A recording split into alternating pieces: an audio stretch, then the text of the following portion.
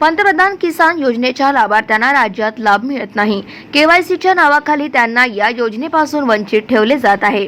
तर कृषी आणि महसूल विभागामध्ये समन्वय नसल्यामुळे शेतकऱ्यांवर अन्याय होत असल्याची टीका आमदार ॲडव्होकेट यशोमती ठाकूर यांनी आज विधानसभेत लक्षवेधी दरम्यान केली। अखेरीस 65,000 प्रकरणी प्रलंबित असल्याचे मान्य करीत ती निकालात काढण्याचे आश्वासन कृषी मंत्र्यांनी विधानसभेत केले।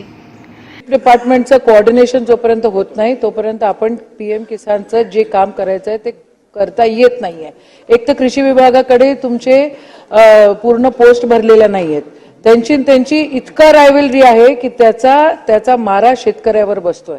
राहिला भाग आपण म्हटला भूमी अभिलेखचा, तर बाप रे, सगळ्यांना पूजणं जमतं पण त्यांना नाही पूजू शकत, ते सापडतच नाही कोणी कधीच।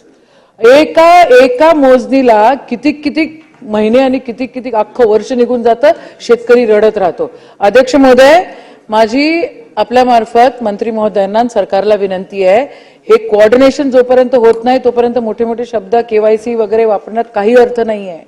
आपण कितीही सवलती दिल्या त्या पोचत नाही शेवटच्या नारायणापर्यंत, आणि त्या पोचायसाठी आपण काय करणार आहात, कोऑर्डिनेशन कसं करणार आहात, टाइम लिमिटेशन काय आहे हे आपण ठरवलं पाहिजे। गाव माझा न्यूज करिता महादेव नवघरे, अमरावती।